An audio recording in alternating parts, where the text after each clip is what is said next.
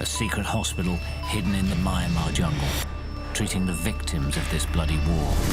This is Myanmar today. Its military rulers don't want the world to see, but we have. I fight for my own future. I fight for my generation's future. This is an actual crime. They don't care for that. Myanmar army is only a couple of kilometers away. So this is a major humanitarian disaster.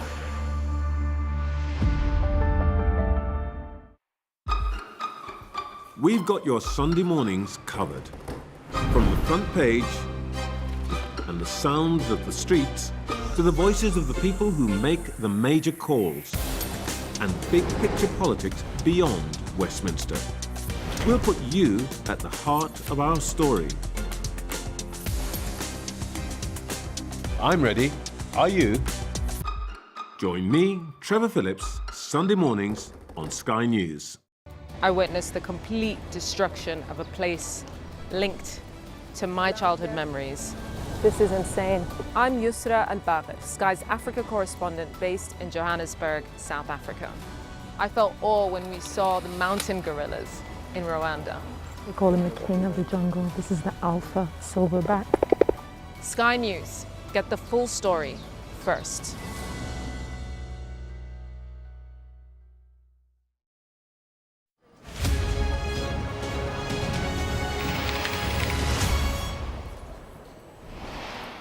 Welcome back. You are watching the press preview, a first look at what's on the front pages of the newspapers as they come into us. It's time to see what's making the headlines with journalist and author Christina Patterson and broadcaster and financial analyst Albie Amankona. They'll be with us from now until just before midnight. So let's see what's on some of those front pages for you now.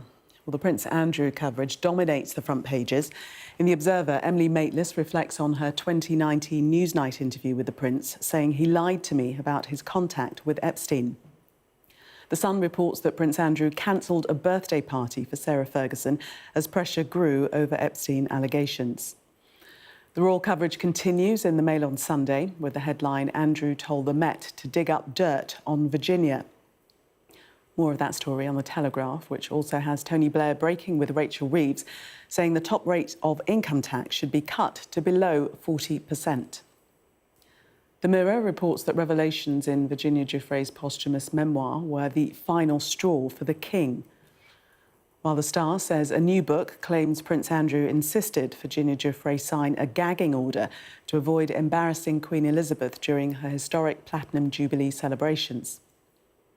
On the front of The Times, claims that one of the suspects in the Chinese espionage case was carrying a suitcase full of cash when he was stopped by police under terrorism laws after flying into Heathrow. Thousands of convicted paedophiles could be released early from prison every year under Labour's new sentencing reforms. That's according to The Express.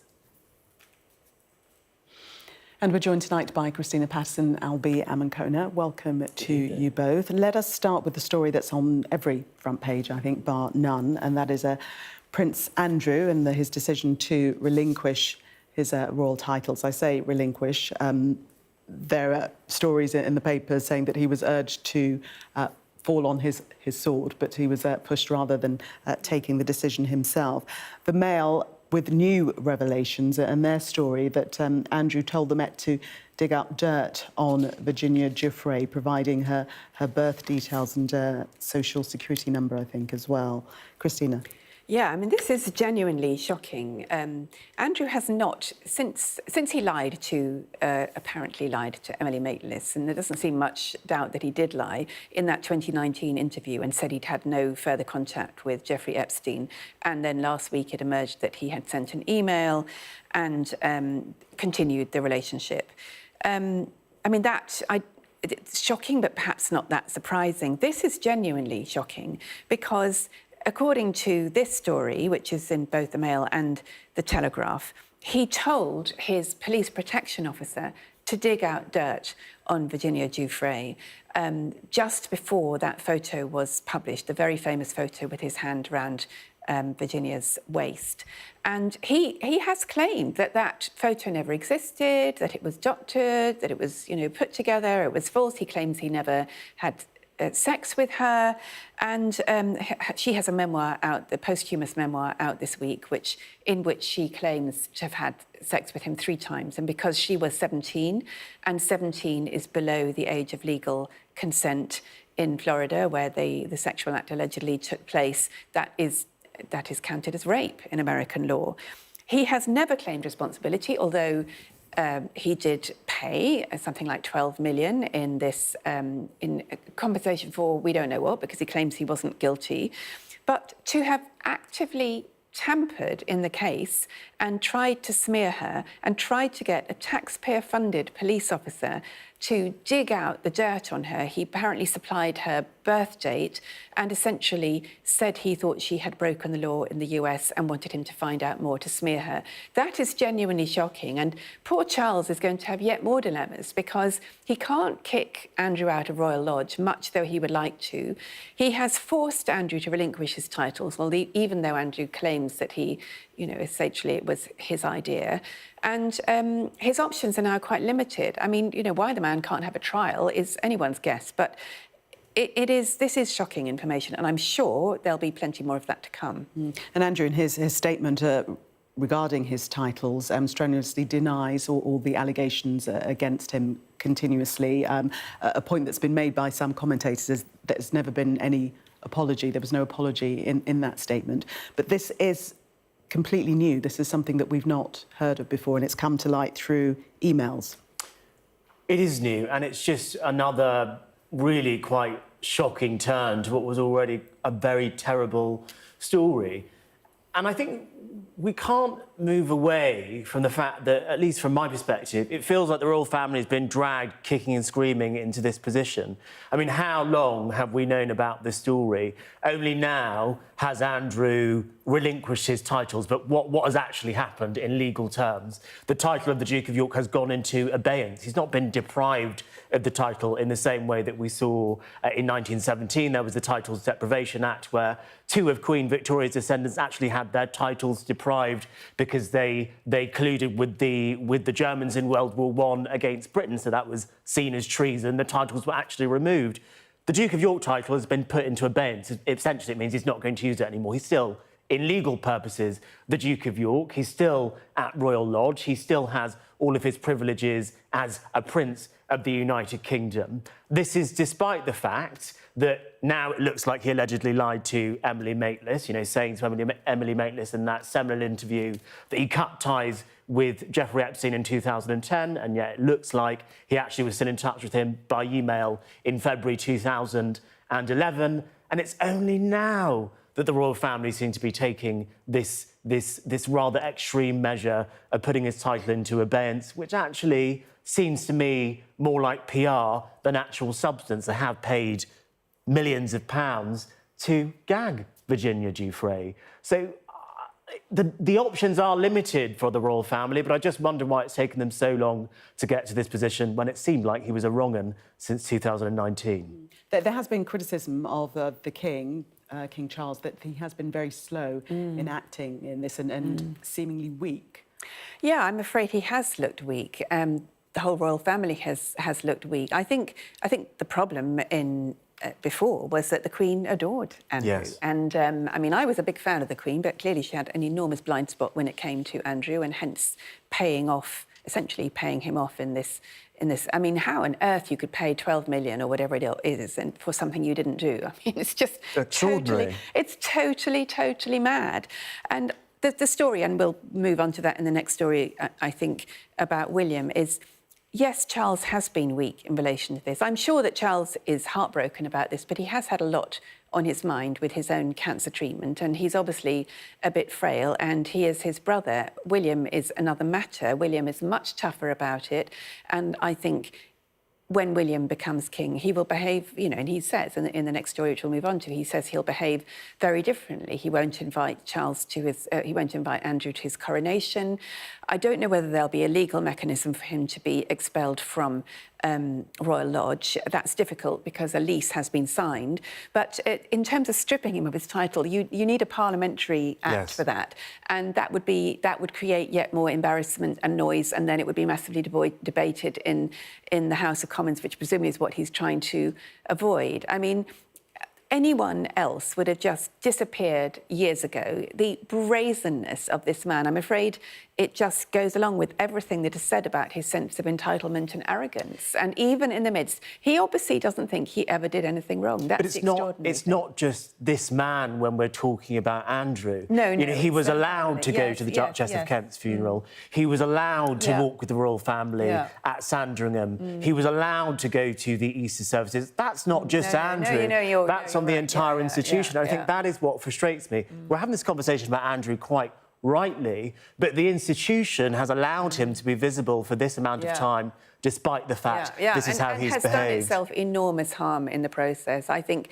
that, again, I think William will behave differently. I think his pace is different. I think royal pace is very slow. And, you know, they act at this, snail-like pace when the world just leapt ahead. And now they're trying to undo the damage, which is not possible because the damage has been done and it's created incalculable damage to the royal family. And who knows if it will recover? I mean, I don't really care because I don't really believe in a royal family anyway. But, I was a big fan of the Queen. I thought she had a good sense of public service. I think Charles does. I think William does. If you have an alternative system, you don't know what you will end up with. But clearly it's totally undemocratic and anachronistic. But I think that someone is going to have to behave in a more modern way, and I think William is very keen to modernise the monarchy, and he will. Which does bring us on to the Sunday Times. Their headline: William wants to go further on Andrew and will ban him from coronation, as you were saying, Christina. But you mentioned the Duchess of Kent's funeral and the fact that Andrew was there, but the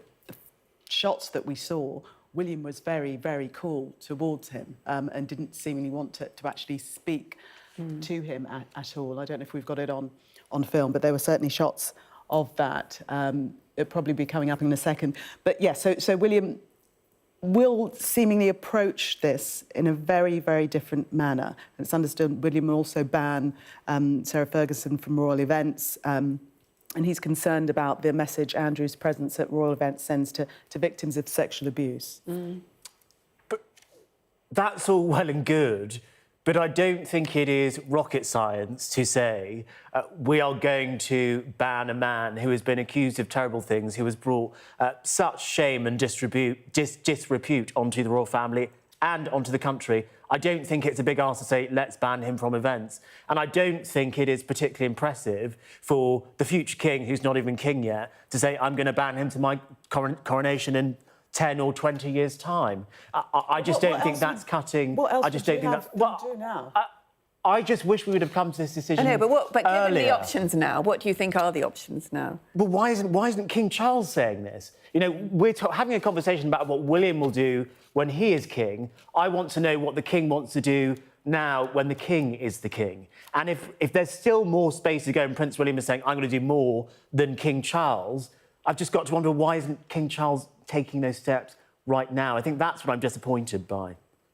I mean, that has been mentioned, actually. I think that the Sunday Telegraph, there's an interview with I think Andrew's biographer, and he's also making that point, that the statement should have come from the king, rather than giving Andrew the opportunity to be seen to be, falling on his sword and making the decision himself. Yeah, I know. And I mean, it's funny because we went from, for centuries, the monarchy was this brutal thing where people were kind of, murdered in their beds, and you would happily murder your brother, your cousin, whatever, throw them into the Tower of London.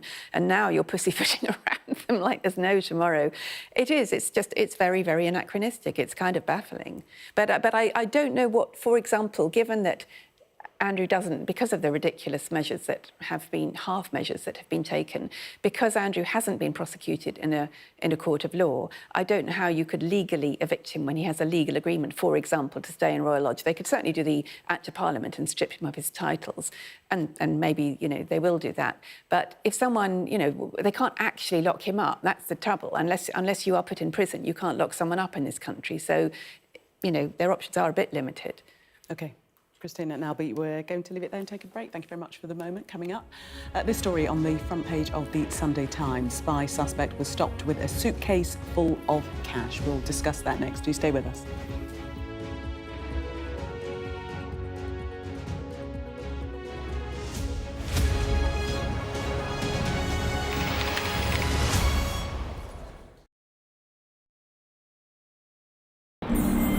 A lifeline for millions of people living on both sides of one of the most volatile international borders. It's dams like these that have become inflection points between the two nuclear-armed neighbors, which could potentially lead to water wars in the future. A terror attack has shattered the peace and tranquility of Kashmir. At least 26 people have been killed and as many injured when militants fired upon them.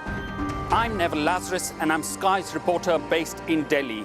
The old and young, all weary after being trapped for days as the worst floods have hit Kerala in a century. 3 days we are on a rooftop. They have no food, nothing.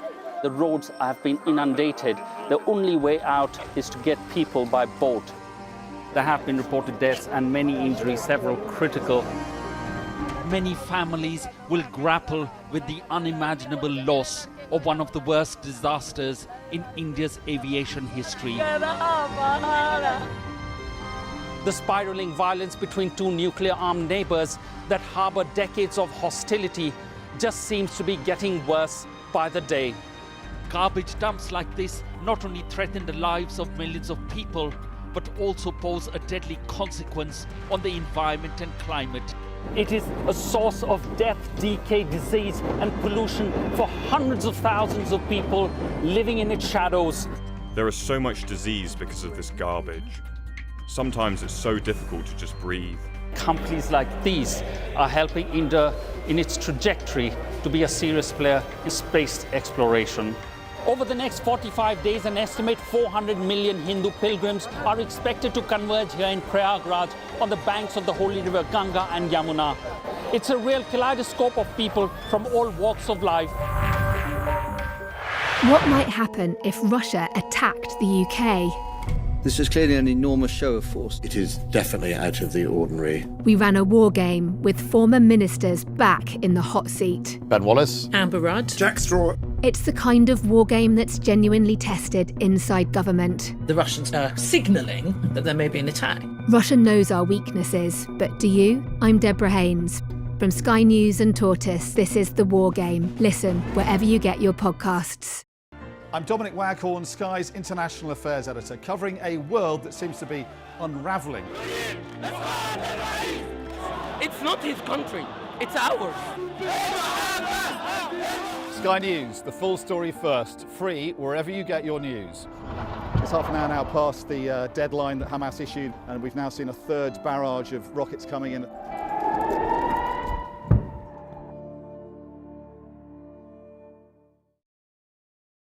We arrive.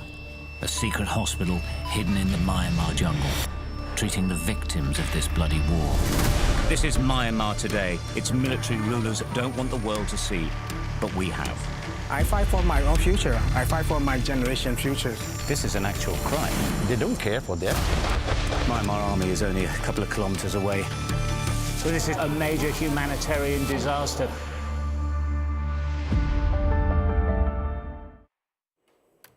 Welcome back. You are watching the press preview. Still with me, Christina Patterson and Albie Amankona. Let's take a look at the Times front page and this story regarding the spy suspect. One of the suspects in the Chinese espionage case was carrying a suitcase full of cash when he was stopped by police under terrorism laws after flying into Heathrow from China. This is Christopher Berry, 33-year-old Christopher Berry. New information coming out. Yeah, I mean, this story just gets madder and madder by the minute, doesn't it? Yes, I mean, obviously he and the other Chris, so strange to have a China story with two Chris's, claim, you know, to be innocent, etc., etc. But he was stopped apparently with was it £4,000 in whatever currency it was in cash in his suitcase, and this is allegedly money for his Chinese handler, and.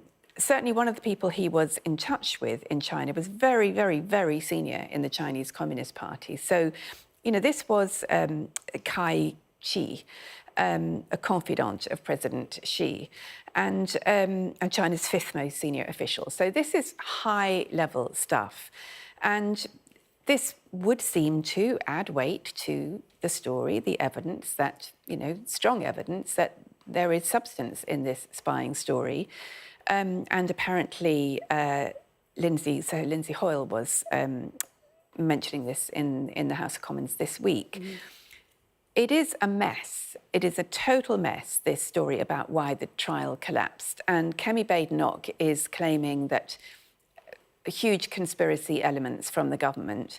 And well, she's saying Keir Starmer misled She's Parliament, saying isn't she? Keir Starmer misled Parliament. I don't personally believe that. I think it's a mess. I think that the government, in relation to China, as in relation to America, actually. I mean, America is not a stated enemy. America is meant to be our best buddy, but America at the moment clearly is not our best buddy in all kinds of ways. And as it happens, Keir Starmer has built a good relationship with Trump in as far as it's possible to do such a thing. But we are very, very enmeshed with China.